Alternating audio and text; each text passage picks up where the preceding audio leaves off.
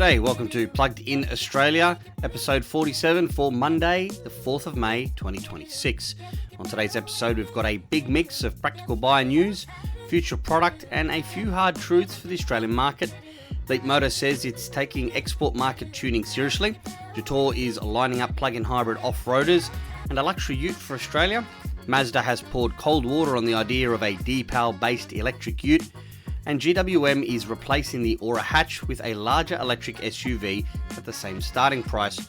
We'll also cover Google Gemini arriving in Polestar and Volvo's EVs, the Jaecoo J5 EV keeping its $36,990 drive-away price through to the end of financial year, Suzuki finally putting prices on the Vitara, Volkswagen showing a giant range extender SUV concept that hints at future Touareg thinking, and Hyundai's EV sales surge as more Australian buyers react to fuel prices. Let's get into it. Leapmotor is trying to answer one of the biggest criticisms Australian buyers often have about new Chinese brands. Not the battery, not the screen, not the price, but the way the car feels on local roads. The company says export market cars will not simply be carbon copies of the models it sells in China. Instead, Leapmotor International is leaning on Stellantis engineering expertise before cars go into overseas production, particularly around ride and handling. That matters here because Australian roads can be brutal. We have coarse-chipped country highways, rough urban services, speed bumps that feel like they were designed by someone angry, and long-distance driving at sustained highway speeds. A soft, floaty suspension tune that works on smoother Chinese city roads can quickly feel unsettled here, especially if the body control is not strong enough over repeated bumps. Francesco Giacalone told Australian media in China that export market cars are now being assessed with input from Stellantis engineers prior to production. The key line for Australian buyers is that current and future Leapmotor models sold here could benefit from European market chassis development and potentially Australian-specific tuning if sales volumes makes the investment stack up. The honest read is that Australia probably won't get a unique tune immediately. Leapmotor is still a small brand here, and bespoke engineering costs real money. But the encouraging part is that Leapmotor is at least acknowledging that China-only tuning is not automatically good enough for every export market. The B05 hatch is the big one to watch. It is about Volkswagen Golf size, confirmed for Australia by the end of 2026. And it is the kind of car that could give the MG4, the BYD Dolphin and the GAC Aeon UT, and even some small petrol hatchbacks a proper fight if the pricing lands well. Earlier approval information pointed to a fully electric 4-door, 5-seat hatch around 4,430mm long with a 160 kilowatt motor and multi-link rear suspension that makes it potentially much more interesting dynamically than a basic budget EV with a torsion beam rear end. Then there is the B05 Ultra, revealed at the Beijing Motor Show. That hotter version has a rear-mounted motor with 180 kilowatts, 255 newton meters of torque, and a 0 to 100 kilometers per hour claim at around 5.9 seconds, and a lowered retuned suspension setup described as Sino-European. It has not been locked in for Australia in the same way that the standard B05 has. However, Leapmotor has previously indicated it could follow by early 2027. That would be a smart play. Australia's affordable EV market is now pretty crowded, but there is still a gap for genuinely fun, rear-drive, affordable electric hatchbacks. The MG4 has shown that buyers will respond to something that is not just cheap, but also decent to drive. If the B05 can come in with good range, sensible pricing, and a suspension tune that works here, Leapmotor could become more than just another new badge. The B10 small SUV also matters because it is already showing the brand's export tuning direction. Leapmotor says its chassis benefited from the Stellantis chassis master team, described as a group with Maserati engineering input.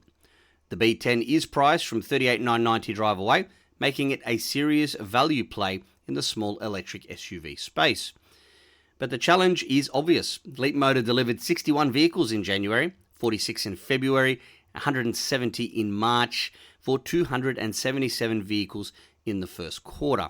That is growth, but still tiny next to the heavy hitters. In March, for comparison, BYD delivered more than 7,000 vehicles, GWM more than 5,600, MG just over 4,200, and Chery just over 4,000. Those are the brands with the volume muscle to justify local engineering faster. So it's a positive story, but not one to overhype. Leapmotor is saying the right thing. It understands that Australian buyers notice steering, damping, body control, and highway stability. It has access to Stellantis' engineering resources, and its upcoming B05 could be a genuinely important model. However, the truth is that possible Australian tune is not the same as confirmed Australian tune. Until the cars are driven here on our roads, it remains a promise, but at least Leapmotor appears to understand that success in Australia is not just about a big touchscreen and a sharp drive-away price. The car still has to feel right from behind the wheel. Jetour is another Chinese brand heading for Australia, but this one is not arriving with a small city EV or a cut-price hatch. Jetour is part of the Chery Group, and its pitch is much more adventure-focused, SUVs, off-roaders, and a dual-cab ute. The first Australian arrivals are expected in the first quarter of 2027 with the T1 and T2. These are unibody SUVs, more compact than the serious ladder frame models, and they are expected to offer a range of powertrains including plug-in hybrids. Think of them as adventure-styled SUVs rather than heavy-duty workhorses. The big news is what follows: the G700 off-road SUV and the F700 ute, both expected in the second half of 2027. These are the models that could make Jetour genuinely relevant for Australian buyers who tow, tour, camp, carry gear, and want a lower running cost alternative to traditional petrol or diesel four-wheel drives. Jetour International President Ki Chuandeng described Australia as a dream market, pointing to our roughly 1.2 million unit annual new car market and the way Jetour's product lineup matches local adventure culture. That's not a hard argument to understand. Australia loves dual cabs, large SUVs, 4Bs, and anything that looks like it belongs near a campsite. The G700 is the headline machine. It uses a 2-litre turbo petrol engine with electric motors front and rear. Total system output is claimed at 665 kilowatts and 1135 newton meters of torque. That is a massive figure for a large off-road SUV, and Jetour claims 0 to 100 kilometers per hour in 4.6 seconds, despite a curb weight starting at just a smidge over 3 tonne and a body measuring almost 5.2 meters long. The G700 is offered with 5 or 6 seats and a claimed 2.5 tonne braked towing capacity. It is also expected to offer serious off-road hardware, including 3 differential locks. Extra detail from early drive coverage lists a 34.1 kilowatt-hour LFP battery, a 2-speed automatic transmission, all-wheel drive, up to 170 kilowatt DC charging, and around 100 kilometers of WLTC electric-only range. Has a claimed fuel consumption of 1.4 litres per 100 kilometers when the battery is charged, or around 8.6 litres per 100 kilometers once the battery is down near 25%. As always, we need to be careful with the plug-in hybrid fuel claims that 1.4 litres per 100 kilometre range is only meaningful if the owner actually charges the car regularly and does a lot of driving within the electric range. If someone buys one, never plugs it in, and just hauls a 3-tonne brick around on petrol power, the consumption will be very different. However, if the daily driving is within the battery window, a big plug-in hybrid off-roader can make sense in Australia. Electric for school runs and commuting, and the petrol backup for long regional trips, remote touring, and towing. The F700 ute may be even more important. Jetour says it will sit above the BYD Shark 6 rather than directly against it on price. The brand is clearly trying to avoid a race to the bottom. Instead, the F700 is being positioned as a luxury, technology-heavy plug-in hybrid pickup with a strong performance and higher perceived value. Jetour says the F700 is almost ready in China, with Mexico expected to receive it first. Australian timing is reportedly second half of 2027.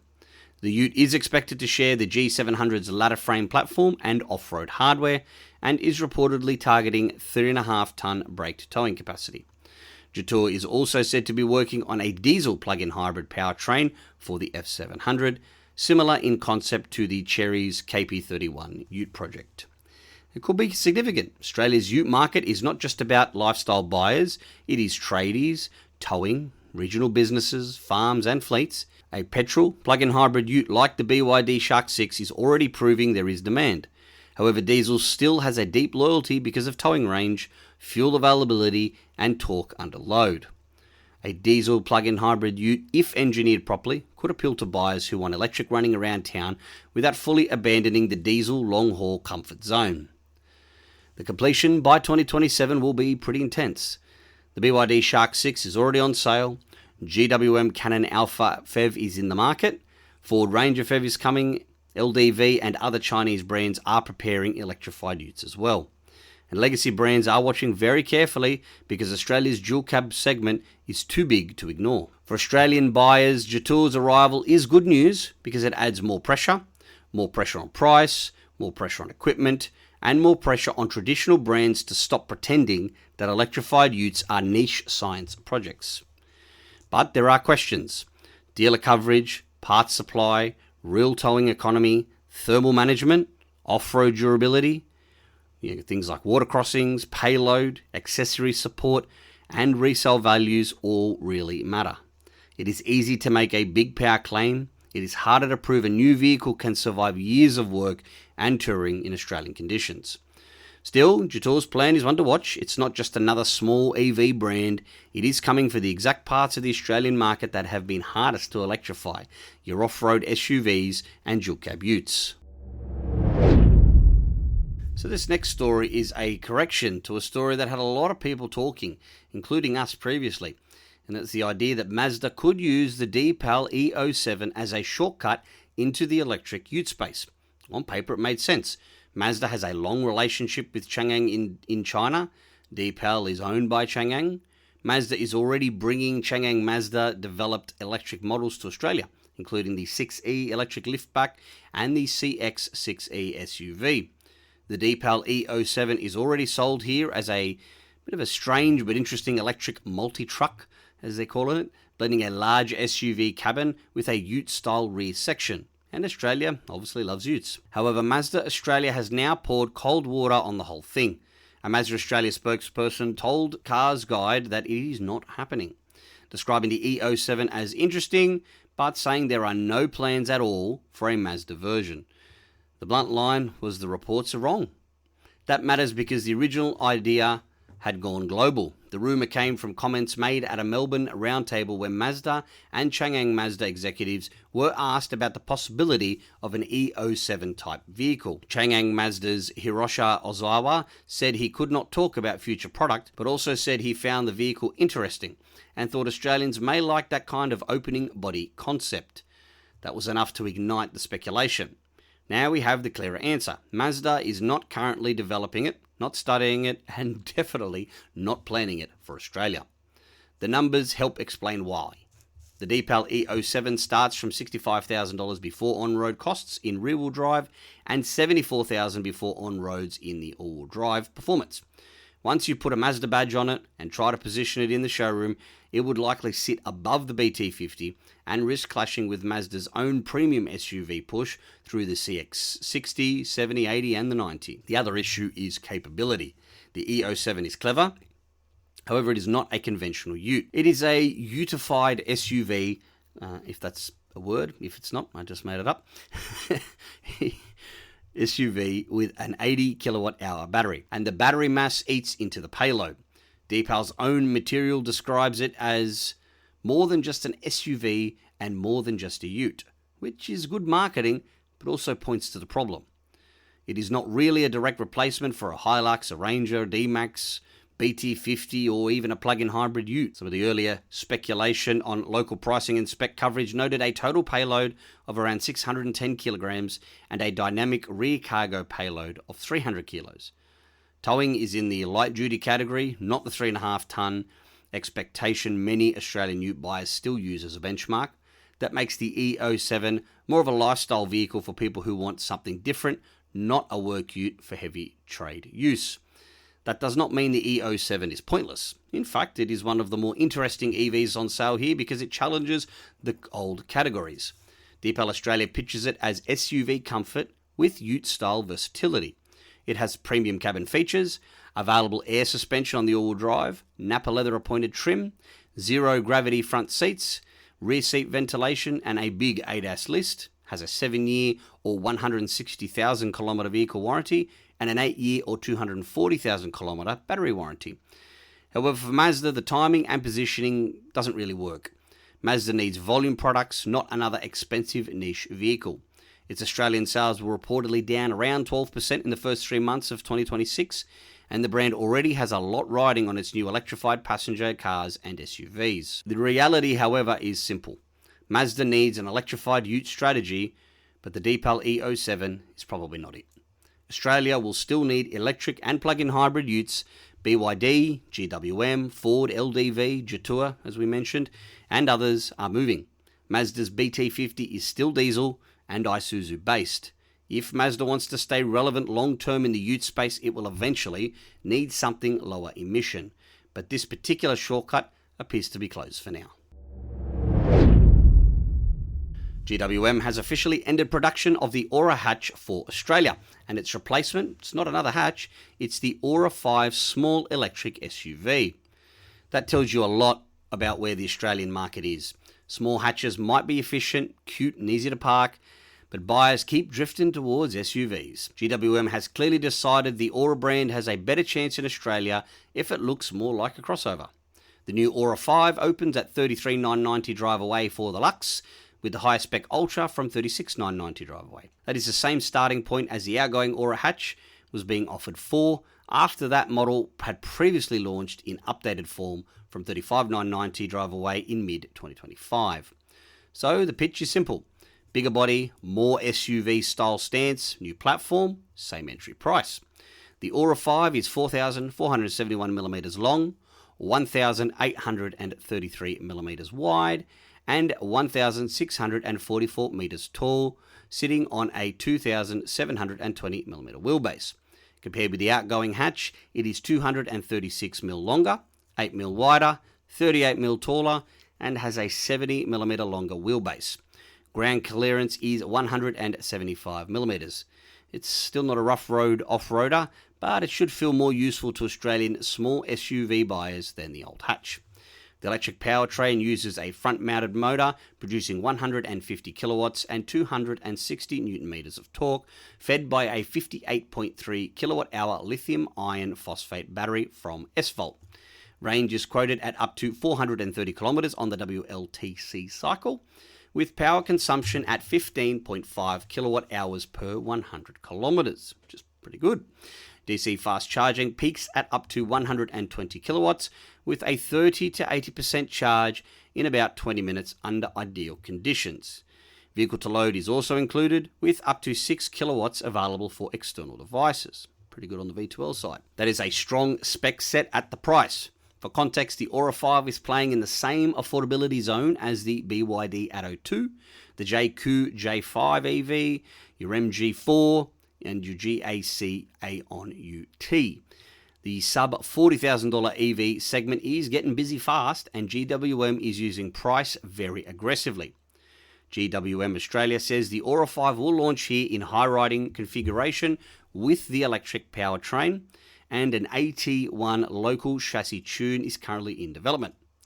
Now that's important. GWM has had success here partly because it pays attention to local conditions more than some new entrants do. If the Ora 5 gets a proper Australian ride and steering tune, it could avoid the cheap but not quite sorted problem that sometimes hits value EVs. This is an unusual twist though. In China, the Ora 5 will also be available with petrol and petrol hybrid powertrains, which is a first for a brand that started as EV only. GWM says Australia is focused on EV for Ora at this stage. However, hybrid options could exist later if the business case makes sense. The hybrid uses a turbocharged 1.5-litre four-cylinder with a direct hybrid transmission with combined outputs of 164 kilowatts, 476 newton meters, and a claimed WLTC fuel use of 5.1 litres per 100 kilometres. There is also a pure petrol version overseas with a 105 kilowatts, 210 newton meters. But for us, obviously, the EV is the only one that matters. And I'm just giving you that petrol and hybrid there as some context, but it's not necessary. You don't need that. The bigger local strategy is that GWM is building a layered brand portfolio Ora is the fun electrified range, Haval is the mainstream family SUV brand, Tank is the serious off-road arm, and Way is premium. Jolion Max is also coming with plug-in hybrids and electric options, which means GWM will need to avoid an internal overlap. That is probably why Ora 5 pricing is very sharp. It gives GWM a strong entry-level electric SUV while leaving room for bigger, more practical models later. The fact of the matter is that the old Ora hatch never really broke through against MG, BYD, and Tesla attention. It had personality, but the market moved. The Ora 5 gives GWM a better body style, more space, more range, and a more conventional Australian SUV pitch. At $33,990 drive away, it is exactly the kind of car that can make petrol small SUVs just that little bit harder to justify. Software is becoming one of the biggest battlegrounds in EVs, and this week Polestar and Volvo moved another step down that road with Google Gemini. Polestar has started rolling out Google Gemini to its vehicles with Google built in, beginning in the United States from 30th of April 2026 for customers with US English Google accounts. Volvo has also begun rolling Gemini out to cars with Google built in, starting with a first wave of US customers before expanding to more markets. For Australian owners, the key point is timing and availability. This is not yet a broad, everyone gets it today Australian rollout. However, both brands say more regions and languages are coming. And that matters because Polestar and Volvo have been among the strongest supporters of Android Automotive OS in the car. The change is that Gemini replaces the older command-style Google Assistant experience with something more conversational. Instead of remembering rigid voice commands, drivers can ask more natural questions, give multi-step requests, and follow up without starting again. Polestar gives the example of not just asking for a supermarket, but asking the car to find a supermarket on the way home and message someone that you're on the way. Gemini can understand the intent, manage the context, and deal with the follow-up. Gemini Live also adds longer hands-free conversations like brainstorming shopping lists, dinner ideas, or trip plans. Volvo's pitch is safety and reduced cognitive load. That claim is plausible, but it should not be taken as automatic. A better voice assistant can reduce the need to poke around a touchscreen, which is good, but a more capable AI assistant could also tempt drivers into more complex conversations behind the wheel, which is not always good. The technology needs to be genuinely useful without becoming another distraction. Still, the direction is obvious. In-car software is moving from button menus and simple voice commands toward natural language interfaces for EVs that can be particularly useful. Drivers already ask navigation systems to route through charges, estimated arrival, state of charge, find food near charges, avoid certain roads, or adjust plans mid-trip.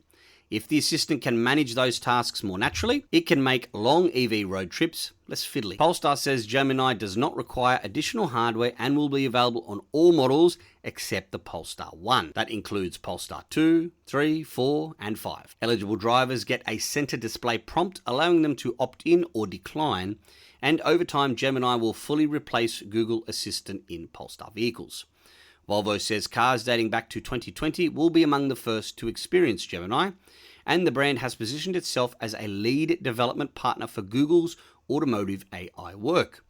That is important because Volvo and Polestar are not trying to build everything in-house like Tesla do. They are leaning into Google's ecosystem. For Australian buyers, this is a reminder to look beyond battery size and motor output. Software support, over-the-air updates, maps, route planning, app stability, and voice control are becoming ownership issues. A car with great hardware but poor software can be frustrating every single day. A car with good software that keeps improving can feel newer for longer. The reality is, however, that Australia often waits behind the US and Europe for software rollouts, particularly where language, legal, or connected services support needs local work. So don't buy a car here today assuming a US feature will arrive instantly. But for Polestar and Volvo owners, this is a positive sign that the Google built-in strategy still has momentum. The Omoda Jaecoo J5 EV is staying at $36,990 drive away until the end of financial year, which is 30 June this year. This is a follow-up to a story that we've covered before. As we reported earlier, the J5 EV had already gained strong early traction with its launch price and early order bank. The fresh update is that the offer has now been extended to end of financial year, and recent reporting points to more than 4,000 orders for the model. That is a meaningful number for a new brand, especially in a segment where buyers now have a lot of options under or around $40,000. The J5 launched in late 2025 with first delivery starting in January of 26. It sits as a compact to mid-size electric SUV with a front-mounted 155 kilowatt motor producing 288 newton meters of torque. The claimed 0 to 100 kilometer per hour time is 7.7 seconds. The battery is a 58.9 kilowatt hour LFP pack with up to 402 kilometers of WLTP range. It also offers vehicle-to-load capability, which is becoming one of those features buyers may not use every week, however appreciate when camping, working remotely, dealing with outages, or powering small appliances. Inside, the J5 EV gets a 13.2-inch portrait touchscreen controlling climate, digital radio, and vehicle settings. Wireless Apple CarPlay and Android Auto are standard, and there is a 50-watt wireless phone charger positioned just below the screen. Standard safety equipment includes 7 airbags, autonomous emergency braking, emergency lane keeping, adaptive cruise control, and forward collision warning. One of the stranger but potentially useful details is the pet-friendly synthetic leather trim. Omoda Jaecoo says the silicon-based material is antibacterial, wear-resistant, and easy to clean. For families, dog owners, and anyone who actually uses an SUV like an SUV, that kind of interior durability can matter more than fake luxury materials that look good in photos and mark up quickly, as anybody with children under 6 or 7 will tell you very quickly. Warranty coverage is also a big part of the pitch. 8 years unlimited kilometers for the vehicle and 8 years cap price servicing, as well as 8 years unlimited kilometers for the battery pack. At $36,990 drive away, the J5 is one of the sharpest electric SUVs in Australia. It undercuts plenty of petrol SUVs once on-road costs are included, and with fuel prices still pushing more buyers to consider electric, the price point is doing a lot of the work. Truth is, though, that price alone is not everything. New brand buyers need to think about dealer coverage, parts supply, after-sales support, resale values, and software quality. Chery is growing quickly in Australia, and Omoda Jaecoo is part of that wider push, but it still needs to prove long-term ownership support. Even so, this offer is important because it keeps pressure on everyone else. Your BYD, MG, GWM, Hyundai, Suzuki, GAC, and others all have to respond to a market where a reasonably equipped electric SUV can be advertised at under 37 grand drive away. That is exactly the kind of competition that makes EV adoption more realistic for normal households, not just early adopters. Suzuki has finally put Australian pricing on the Vitara. The entry-level Vitara Motion starts at $46,990 drive away as a pre-order offer for the first 100 customers. The highest spec Vitara Ultra is $56,990 drive away under the same early offer. After the promotion, the Motion rises to $49,990 drive away and the Ultra rises to $58,990 drive away. The offer applies to pre-orders before 1st July 2026. It's while stocks last, and premium or two-tone paint costs extra. The Motion is front-wheel drive with a 49 kilowatt-hour LFP battery and a 106 kilowatt, 193 newton meter motor. WLTP range is 344 kilometers. Standard equipment includes 18-inch machined alloy wheels, rear privacy glass, dual sensor brake support, lane keep assist, lane departure prevention, blind spot monitoring, rear cross traffic alert, a 360-degree camera, front and rear parking sensors. You've got 3 driving modes, Eco, Normal and Sport, 1 pedal driving, LED headlights, integrated dual displays with a 10.25-inch meter display and 10.1-inch center display, customizable ambient lighting and two-tone fabric seats. The Ultra steps up to a 61 kilowatt-hour battery, all-grip E four-wheel drive, 395 kilometers of a WLTP range, and outputs of 135 kilowatts and 307 newton meters. It adds adaptive high beam, hill descent control, LED front fog lights, a glass roof with sunshade, trail mode, premium Infinity by Harman speakers with a subwoofer, wireless phone charging, premium fabric and synthetic leather seats, a 10-way power driver's seat with lumbar support, and heated front seats. Both versions use CCS2 DC charging and support a claimed 10 to 80% fast charge of 45 minutes. Suzuki also says the Vitara has a heat pump, which is useful for efficiency and battery conditioning, particularly in cold weather. Heat pumps, very important. We have two EVs. The EV5 Kia does not have a heat pump. The C-Line 7 does have a heat pump, and my goodness does it make a massive difference on a cold winter's morning. AC charging figures list 10 to 100% in 6.5 hours for the 49 kilowatt hour battery on 7 kilowatt single phase, or 9 hours for the 61 kilowatt hour battery. With 11 kilowatt 3-phase AC, those times are listed as 4.5 and 5.5 hours respectively. Dimensionally, the Vitara is 4,275mm long, 1,800mm wide, and 1,635mm tall, sitting on a 2,700mm wheelbase with 180mm of ground clearance, and it has 5 seats. Now, ANCAP has rated the Vitara at 4 stars, which is worth noting because many buyers now expect 5 stars by default in a new family SUV. Now, the pricing is where it gets complicated. The petrol Vitara range is much cheaper, from the mid-30,000s before on roads. So the Vitara is not a direct price match to the petrol car. There is still a significant walk-up cost, especially once the pre-order deal ends. However, Suzuki has a loyal Australian customer base, and the Vitara gives those buyers a familiar badge in a compact electric SUV. Not everyone wants to jump into an unknown Chinese brand, even if the specs are good and the price is lower. For some buyers, Suzuki's reputation for simple, reliable, and practical vehicles will count. However, the uncomfortable truth is that the Vitara is not class-leading on charging speed or range. A 45-minute 10 to 80% DC charger is slower than many rivals, and 344 to 395 kilometers WLTP is fine, but it's not outstanding.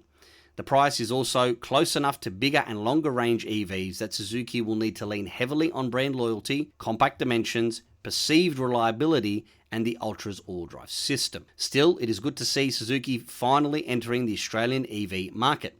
More choice is good, and for buyers who want a compact, practical EV from a familiar Japanese brand, the Vitara now gives Suzuki a real seat at the table.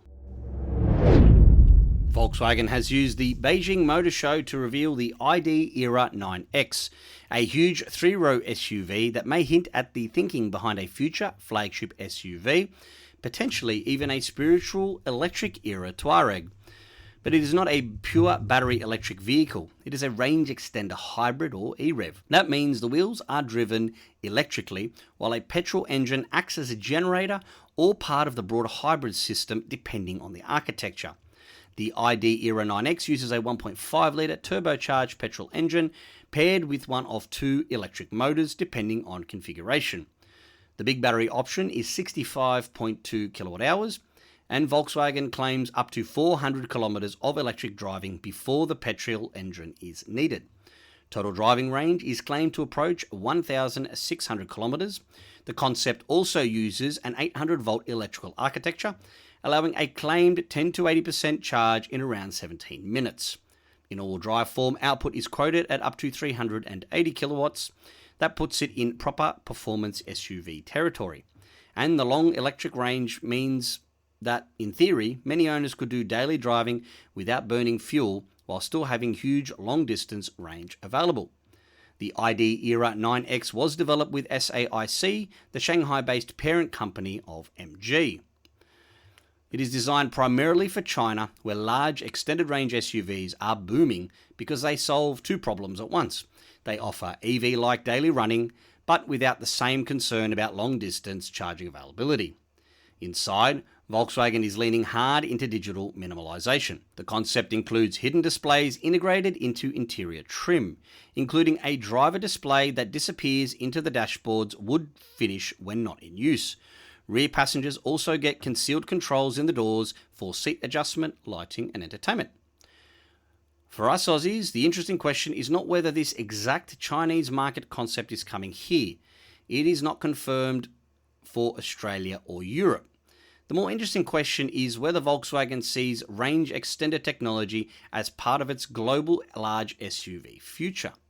Australia could be a strong market for EREVs if the vehicles are engineered well. We have long distances, patchy regional charging in some areas, a big towing culture, and a lot of buyers who like the idea of electric daily driving but still want petrol backup for remote trips.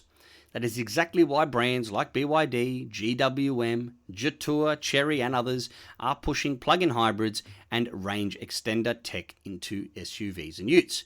However, Volkswagen also has emissions rules to consider. Use of a range extender system may create challenges in stricter emissions markets, limiting broader global rollout.